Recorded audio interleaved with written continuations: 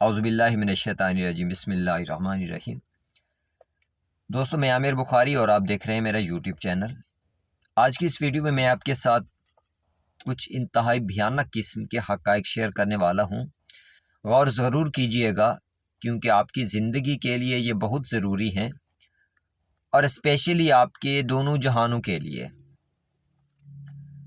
M S C کے دوران میں نے محسوس کیا کہ یہ ملک رہنے کے قابل نہیں رہا، کیونکہ یہاں پہ مذہبی فرقہ واریت اپنی انتہا کو پہنچ چکی تھی۔ اس کے ساتھ ساتھ مذہبی دہشت گردی بھی اپنے عروج کو پہنچ چکی تھی۔ مسلمان کو قتل کرنے کے درپے تھا، اور دہشت گردی کی بنیاد پہ مسلمانوں کا، بے گناہ لوگوں کا ایک قتل عام جاری تھا۔ نفرتیں اپنے عروج کو پہنچ چکی تھیں۔ معاشرتی ناانصافی بھی بالکل نمایاں تھی۔ حکومتی قانون سازیاں اور اس قسم کے جو کرتوت تھے وہ بھی میرے سامنے تھے۔ عدلیہ کا کردار، پولیس کا کردار، باقی اداروں کا کردار، سب کچھ میرے سامنے تھا۔ تو میں نے یہی بہتر سمجھا کہ پاکستان سے کسی اور جگہ ہجرت کرنا اب ضروری ہو گیا ہے۔ تو ایم ایس سی کے بعد میں نے اسلام آباد کا رخ کیا، لیکن وہاں پہ مجھے ایک جاب ملی IMCB Region 4 میں ایز اے لیکچرر کیمسٹری۔ لیکن کیونکہ میں ذہنی طور پہ تیار تھا کہ میں نے پاکستان میں نہیں رہنا، اس لیے میں نے وہاں پہ اپنی تلاش جاری رکھی۔ سب سے پہلے میں جیری فیڈیکس کے آفس گیا، وہاں سے کچھ معلومات لیں کہ میں باہر سیٹل ہونا چاہتا ہوں، مجھے کیا کرنا پڑے گا۔ اس کے ساتھ ساتھ باقی جو دوست تھے، کچھ منسٹریز میں دوست تھے، ان کے جاننے والے تھے جو باہر سیٹل ہو چکے تھے، ان کے ساتھ رابطہ کیا، ان سے ملا۔ تو میں جہاں بھی گیا مجھے ایک چیز محسوس ہوئی کہ سامنے والا بندہ جو ہے وہ مجھے وہاں سیٹل ہونے میں ہیلپ آؤٹ کرنے کے لیے تیار تو تھا، لیکن احسان جتلا کے۔ شاید میری ذات تھی ہی ایسی کہ میں نہیں چاہتا تھا کہ کسی کا احسان لے کے میں پاکستان سے باہر جا کے سیٹل ہوں۔ تو لاسٹ آدمی کے پاس جب میں گیا تو اس کو میں نے یہی کہا کہ مجھے کوئی قانونی طریقہ بتائیں کہ جس میں مجھے کسی کا احسان بھی نہ لینا پڑے اور قانونی طریقے سے میں پاکستان سے باہر سیٹل ہو سکوں۔ تو اس نے کہا، شاہ صاحب آپ ایسا کریں، ایک قانون ہے جس کے ذریعے آپ ودن نو ٹائم، کوئی آبجیکشن نہیں ہوگا آپ پہ، آپ وہاں پہ سیٹل ہو سکتے ہیں۔ تو میں خوش ہو گیا کہ واقعی اگر اس قسم کا کوئی قانون ہے تو مجھے کسی کا احسان لینے کی ضرورت نہیں ہے۔ تو میں نے اس سے پوچھا کہ ہاں ٹھیک ہے، میں اس لا کو فالو کر لوں گا۔ مجھے کہتا ہے کہ ہاں جو لا ہے اس کو کہتے ہیں کامن لا، کیا آپ اس کو فالو کر پائیں گے؟ تو میں نے خوش ہو گیا کہا ہاں کیوں نہیں کر پاؤں گا، قانون ہے۔ مجھے کہتے ہیں کہ کیا آپ کو پتہ ہے کامن لا ہے کیا؟ میں نے کہا نہیں، پوچھ تو اسی لیے آپ سے رہا ہوں کہ آپ مجھے قانون کے بارے میں بتائیں، قانونی طریقے سے میں باہر جا کے سیٹل ہو سکوں، مجھے کسی کا احسان نہ لینا پڑے۔ تو مسکرانے لگے، مجھے کہتے ہیں کہ کامن لا جو ہے اس کا مطلب ہے آپ سیم جینڈر کے ساتھ جا کے وہاں پہ شادی کر لیں تو یورپ آپ کو ہاتھوں ہاتھ لے گا اور آپ بڑی آسانی سے وہاں پہ سیٹل ہو جائیں گے۔ تو اس پہ مجھے غصہ بھی آیا اور حیرت بھی ہوئی کہ میں ایک ایسے انسان کے پاس آیا ہوں کچھ گائیڈ لائنز لینے کے لیے، وہ میرے ساتھ مذاق کر رہا ہے، اس قسم کا بھونڈا مذاق، بد تہذیب آدمی ہے۔ میں اپنے من ہی من میں اس کو کوس بھی رہا ہوں، مجھے غصہ آیا ہوا ہے۔ اور جو دوست میرے ساتھ گئے تھے مجھے اس بندے کے پاس لے کے گئے تھے، میں نے انہیں کہا کہ میری صاحب بس چلیں، اب میں نے کچھ کام کرنے ہیں تو بعد میں اس کے بارے میں دیکھتے ہیں۔ تو اس بندے نے بھی محسوس کر لیا کہ مائنڈ کر گئے ہیں شاہ صاحب، تو انہوں نے کہا شاہ صاحب میں نے آپ کو ایک قانون کے بارے میں بتایا ہے، اگر آپ مائنڈ کر گئے ہیں تو میں معذرت خواہ ہوں۔ تو بہرحال میرے اندر کا ایک انسان تھا، اپنی ذات تھی، برداشت نہیں کر پائی، وہاں سے میں چلا آیا اپنے اس دوست کے ساتھ۔ اور جو ملک مجھے خانہ جنگی کی طرح نظر آ رہا تھا، وہاں سے باہر جا کے امن کی زندگی گزارنا چاہ رہا تھا میں نے اس میدان جنگ میں رہنا پسند کر لیا، لیکن اس غلیظ ماحول میں جانا پسند نہیں کیا کہ جہاں پہ سکون کی زندگی گزر سکتی تھی، کیونکہ میرا تعلق ایک مسلمان گھرانے سے ہے، سید گھرانے سے ہے، تو ظاہر ہے یہ چیزیں ایک مسلمان کے لیے انتہائی بھیانک قسم کی ہوتی ہیں، قابل نفرت ہوتی ہیں۔ تو واپس آتے ہوئے میرے اس دوست نے مجھ سے پوچھا کہ ہاں شاہ صاحب کیا سوچا پھر آپ نے؟ تو میں نے کہا مجھے اپنے پروردگار کی طرف سے جواب مل گیا کہ میں نے زندگی اسی ملک میں گزارنی ہے، یہی میرا ملک ہے، یہی میری سانسیں مکمل ہونی ہے، تو میں نے یورپ نہیں جانا۔ تو انہوں نے کہا کہ نہیں کسی اور طریقے سے چلو ٹرائی کر لیتے ہیں۔ تو میں نے کہا میں ایسی غلیظ سوسائٹی میں جانا ہی نہیں چاہتا، مجھے نفرت ہو گئی ہے اس قسم کی سوسائٹی سے۔ یہاں پہ گلے کٹوا لینا میرے لیے آسان ہے، دہشت گردوں سے جنگ کر لینا میرے لیے آسان ہے، اس قسم کے غلیظ ماحول میں رہنا میرے لیے آسان نہیں ہے، بلکہ ناممکن ہے۔ تو اس کے بعد میں نے پاکستان سے باہر جانے کا سوچنا بھی ترک کر دیا، کیونکہ پہلے میں فقط مسلمانوں سے نفرت کر رہا تھا، ان کے آپس میں لڑائی جھگڑے کی وجہ سے، اور کسی مسلمان ملک میں نہیں جانا چاہتا تھا، یورپ جانا چاہتا تھا تاکہ وہاں پہ غیر مسلم ہیں، امن میں رہتے ہیں، تو وہاں پہ میں امن سے زندگی گزار سکوں۔ لیکن جب یہ کرتوت سامنے آئے تو پھر میں نے پاکستان میں رہنا ہی اس کو بہتر سمجھا۔ لیکن بدقسمتی سے آج میں اس چوراہے پہ پہنچ گیا کہ جب مجھے پتہ چلا کہ ہمارے اپنے سیاستدانوں نے، جنہوں نے بیعت لی ہم سے، یہ جو پرچی دیتے ہیں نا ان کو ووٹ کی، اصل میں ہم اپنے ایمان کو ان کے سپرد کر رہے ہوتے ہیں، ان کے ہاتھ پہ بیعت کر رہے ہوتے ہیں۔ ان یزید فطرت لوگوں نے اسمبلی میں جو قانون پاس کیا ہے وہی کامن لا کا قانون، کہ جس کی وجہ سے میں نے میدان جنگ میں رہنا پسند کر لیا، یورپ جانے سے مجھے نفرت ہو گئی، وہی قانون ان بدبخت لوگوں نے، قوم لوط کی سوچ رکھنے والے ان لوگوں نے، یورپ سے مانوس ان لوگوں نے وہی قانون میرے ملک میں لاگو کر دیا ہے۔ اب جب واپس آئے وہاں سے تو میں نے یہ سوچا کہ آخر کس قسم کے یہ غلیظ لوگ ہیں جو یہ قانون بناتے ہیں۔ تو جب میں نے ان یورپ والوں کے بارے میں معلوم کرنے کی کوشش کی تو چند حقائق میرے سامنے آئے جو مجھے معلوم ہوا، ویسے اللہ بہتر جانتا ہے۔ پہلی چیز یہ ہے کہ مجھے پتہ چلا کہ جو یہودی ہیں انہوں نے کرسچنز کو مولا حضرت عیسیٰ علیہ السلام جیسی پاکیزہ ترین ہستی کی امت کو نیچا دکھانے کے لیے، ذلیل کرنے کے لیے یہ قانون سازی کی ہے۔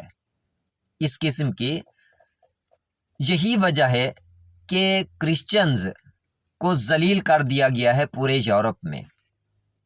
اس کے ساتھ ساتھ ایک اور چیز جو میرے سامنے آئی کہ جو تلمود ہے، کیونکہ حضرت موسیٰ علیہ السلام پہ جو تورات نازل ہوئی، ساتھ تلمود بھی ہے، تلمود ان کی لا کی بک ہے، قانون کی کتاب ہے۔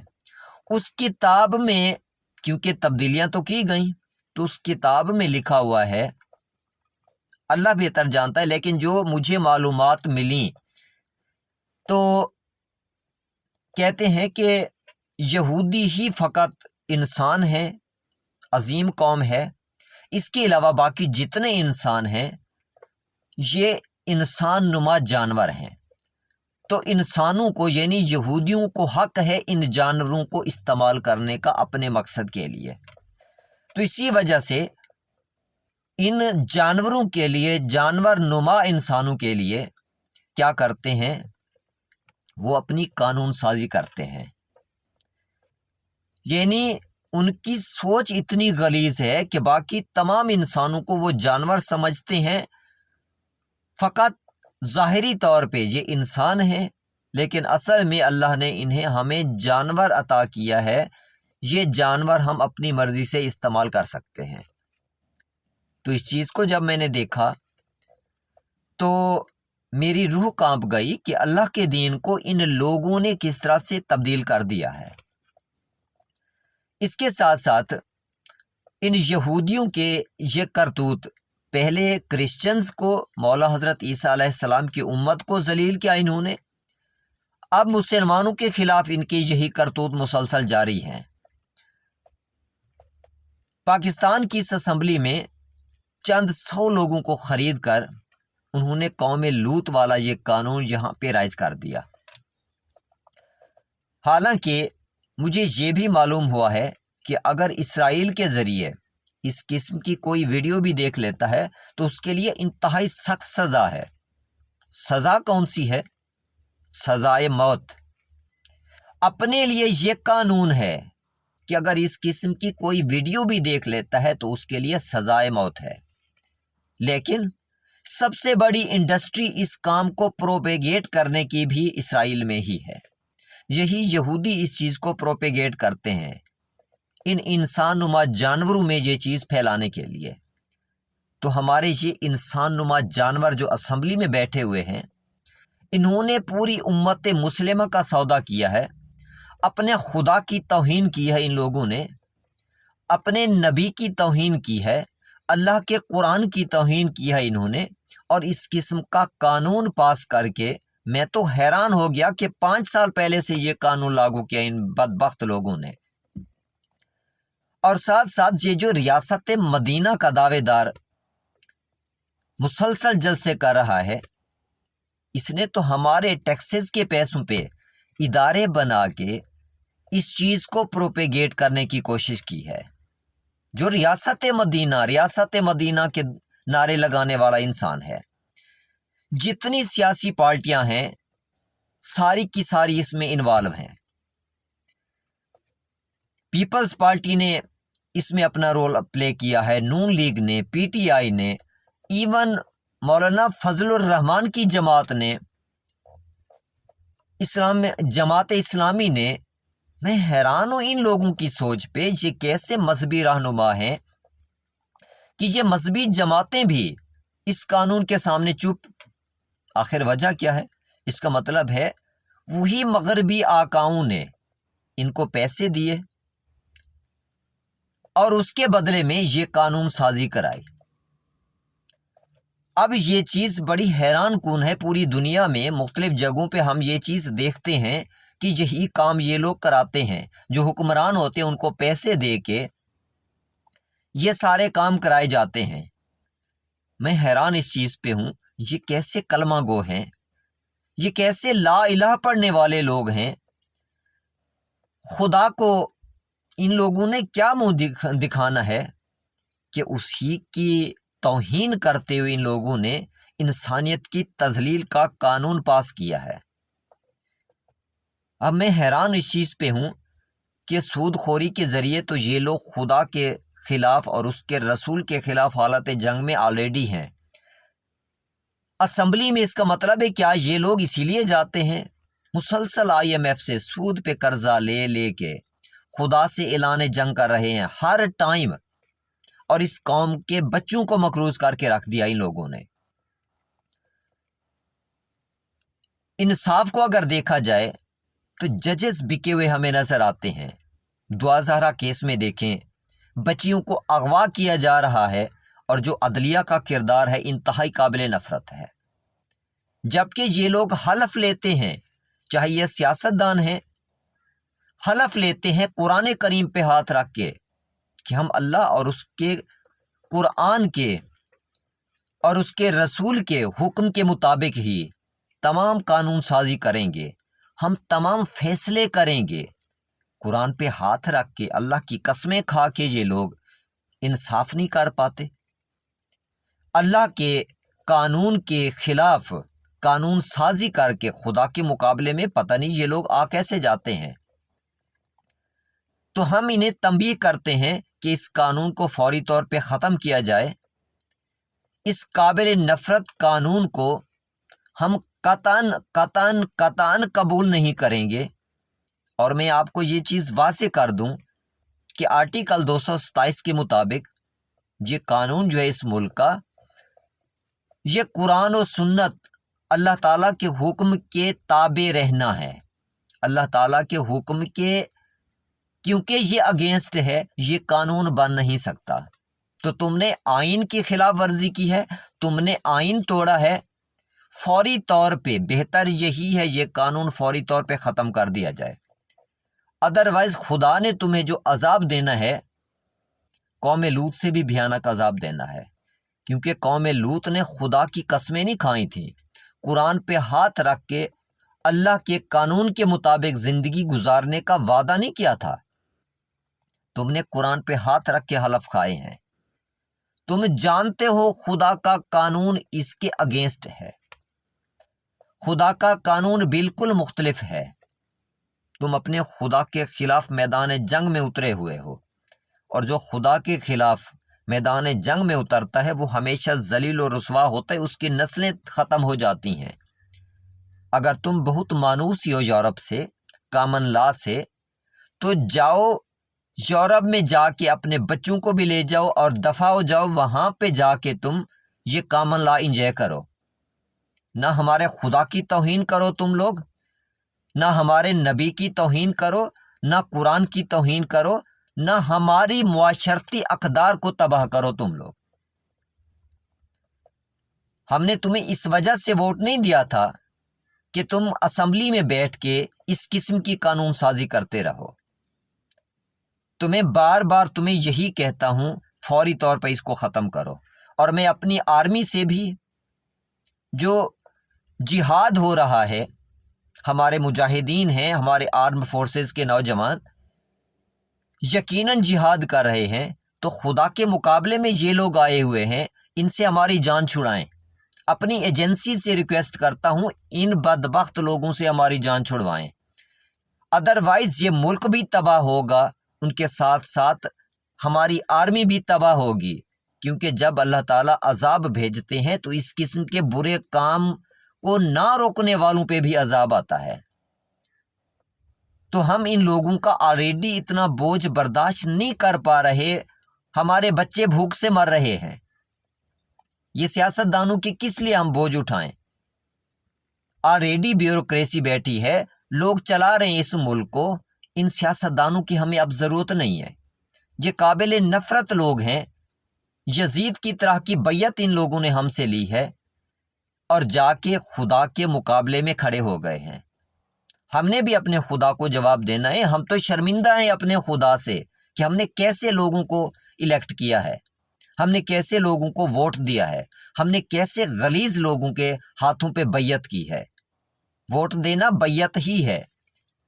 تو میرے معزز ناظرین، آپ غور کریں اس چیز پہ، آپ جو ووٹ دیتے ہیں آپ بیعت کر رہے ہوتے ہیں، اپنا ٹوٹل ایمان ان کے ہاتھ پہ رکھ رہے ہوتے ہیں کہ جاؤ ہم تمہیں اختیار دے رہے ہیں کہ جس قسم کے فیصلے کرو، ہم اعتماد کرتے ہیں تمہارے اوپر۔ تو ہمارے اعتماد کو ان لوگوں نے ٹھیس پہنچائی ہے۔ تو مجھے افسوس ہے کیونکہ پچھلے الیکشن میں نے ووٹ اس بدبخت عمران خان کو دیا تھا، اب اسی نے ہمارے پیسوں پہ اس قسم کے اداروں کی بنیاد رکھ دی۔ کیوں؟ ہم نے خدا کو جواب نہیں دینا۔ تو اس لیے میں پھر سے اپنی آرم فورسز سے بھی ریکویسٹ کرتا ہوں، اپنی ایجنسی سے ریکویسٹ کرتا ہوں، اپنی بیوروکریسی سے ریکویسٹ کرتا ہوں کہ ان سے ہماری جان چھڑائیں۔